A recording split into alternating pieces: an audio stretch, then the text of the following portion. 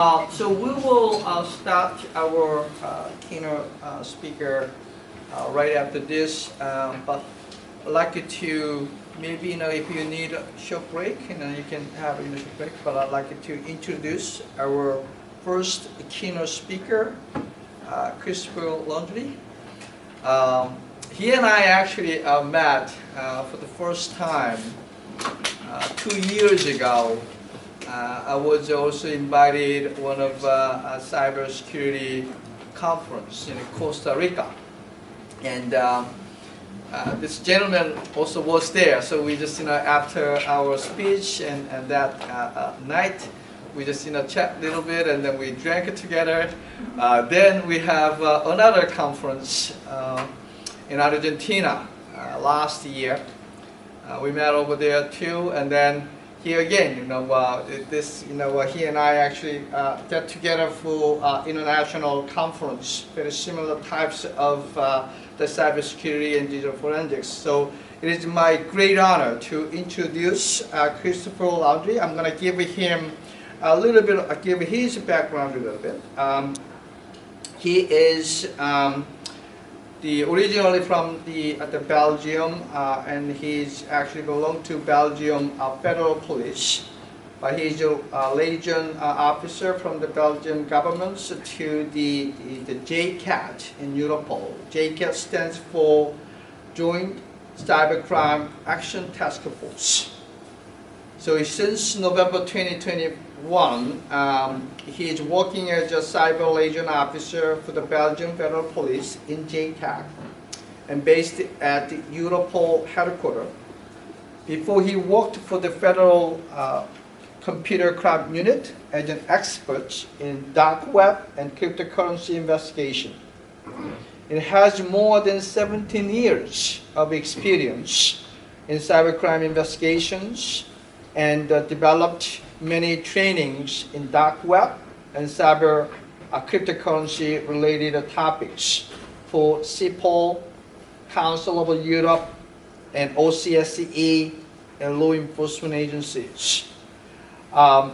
Graduated in accountancy and informatics and obtained a master's degree in tax law in 2019 and 2024. He successfully completed another master's degree in company law, in the master's in company law, and his thesis was related to criminal liability of legal entities and their directors and the agents in connection with the use of cryptocurrencies. In 2025, another master's degree in metaverse at the University of Nicosia. So he got the 3 masters. Come on, Christopher. He's continued to learning, never stopping. So I'm really admire his the energy, his curiosity, and developing himself, never ending. I'd like to welcome him for the first keynote speaker for the 14th International Symposium of Digital Forensics and Security. Christopher.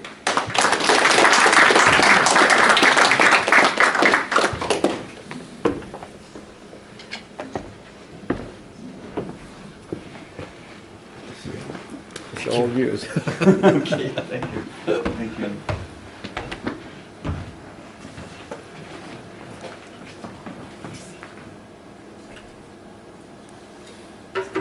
All right. Thank you. Thank you, Professor Casey. Yeah, that's right. So I'm a little bit addicted to study.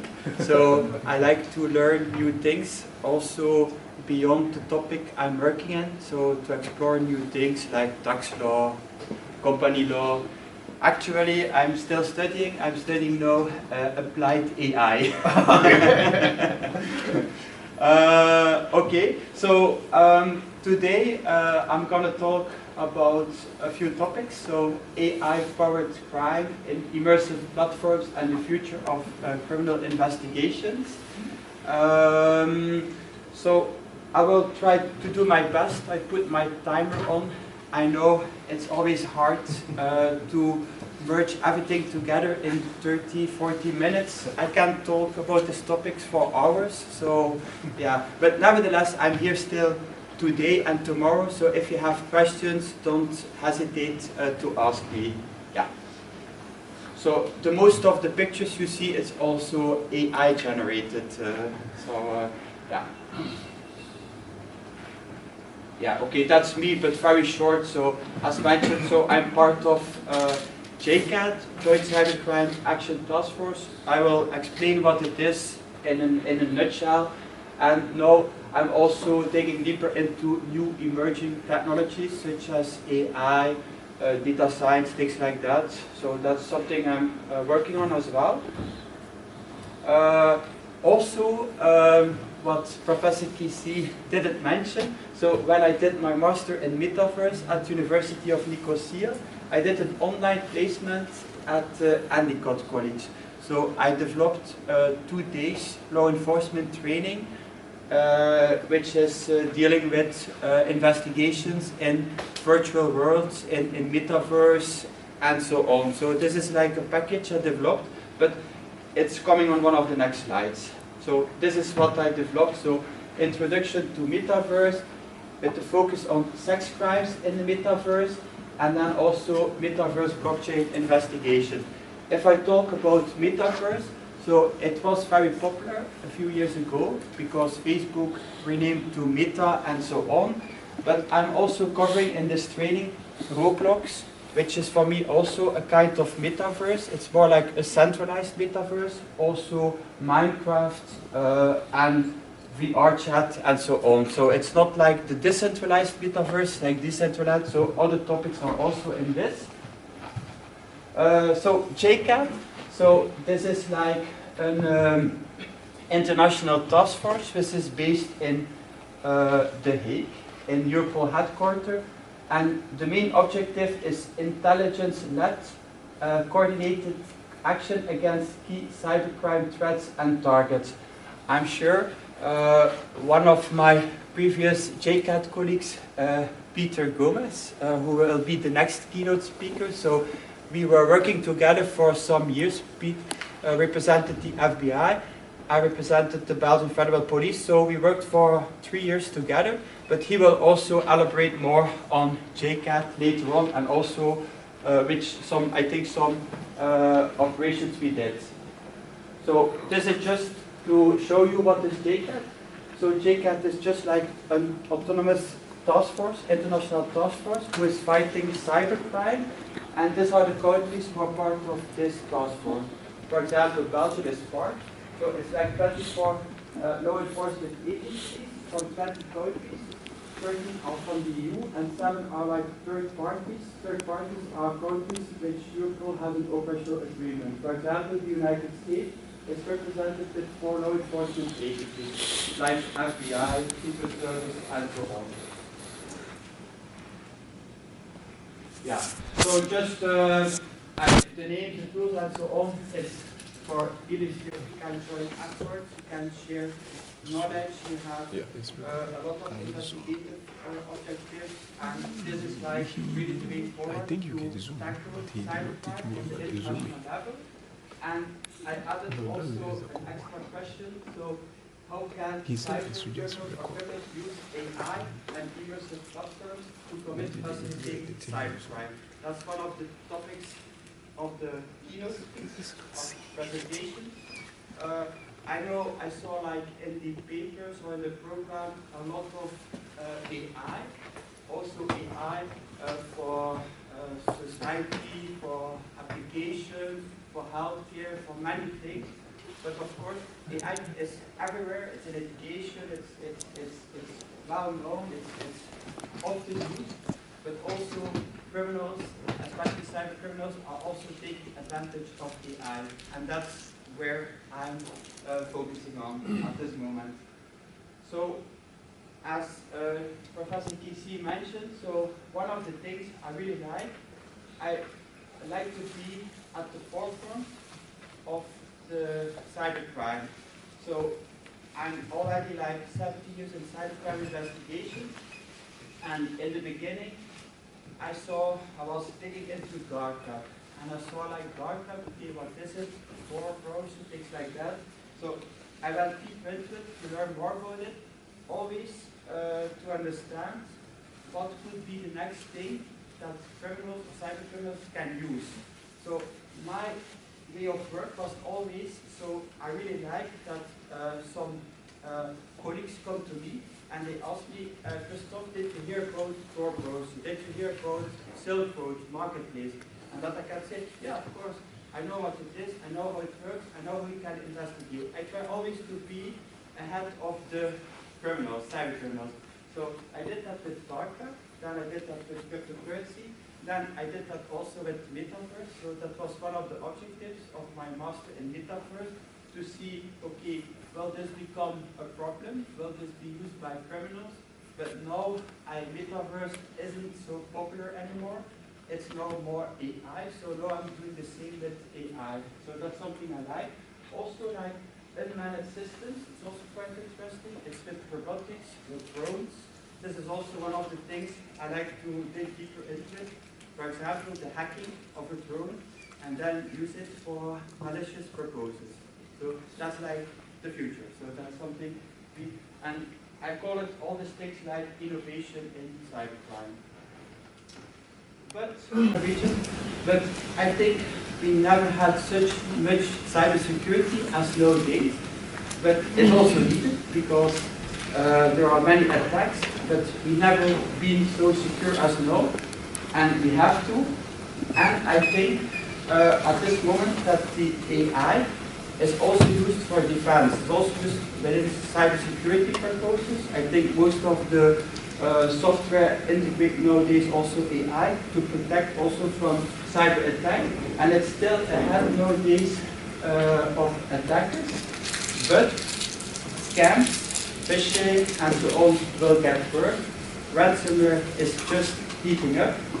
Attackers that are using AI are shifting from experimental last year to more professionalism, and then also AI will be also able and might be able and is able already to detect 0 days by AI.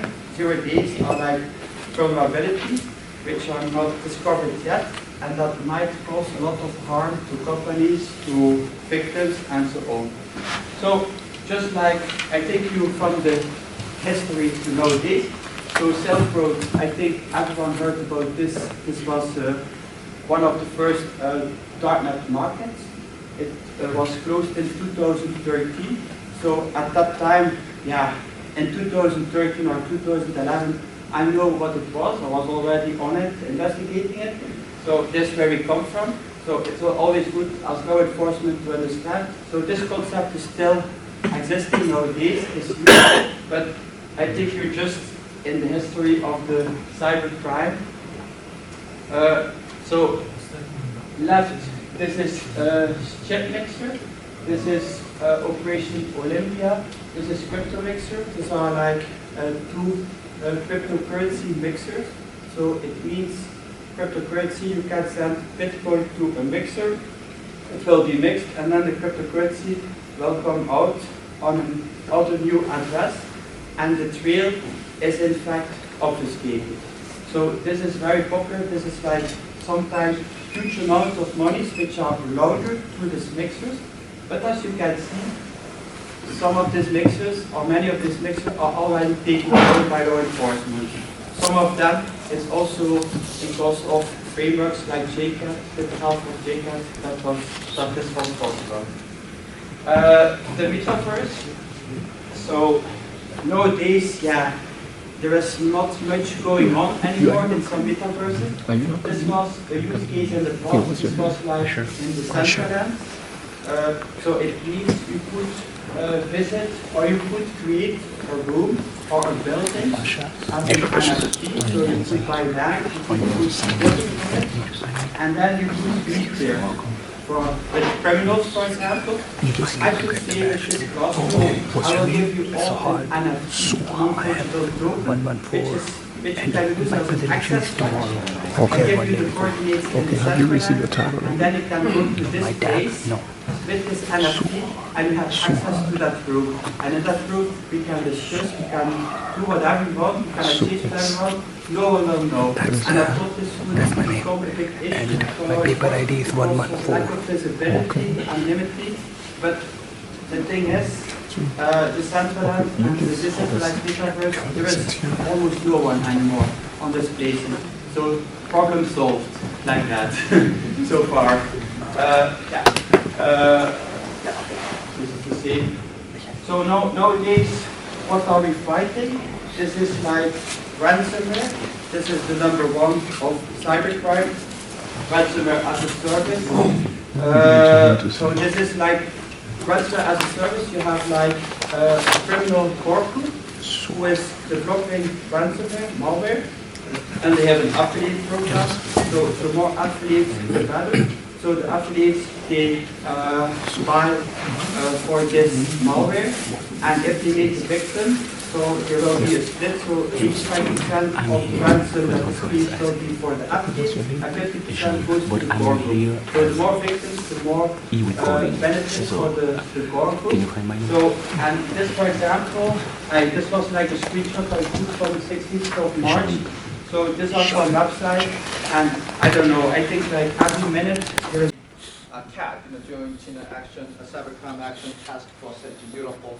So we'd like to appreciate for his work entirely.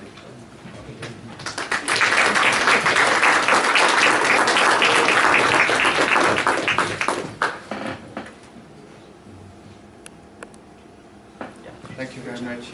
Yeah, thank you. So before we're gonna have break, and then we're gonna have the breakout sessions. Breakout sessions will be held at the West building, right next to the building over here. But I'd like you to take a group picture together for this morning. Before we're gonna have a short break. Is that okay? Is that okay? Everybody just maybe first two, and then some people maybe will come up upstairs. We're gonna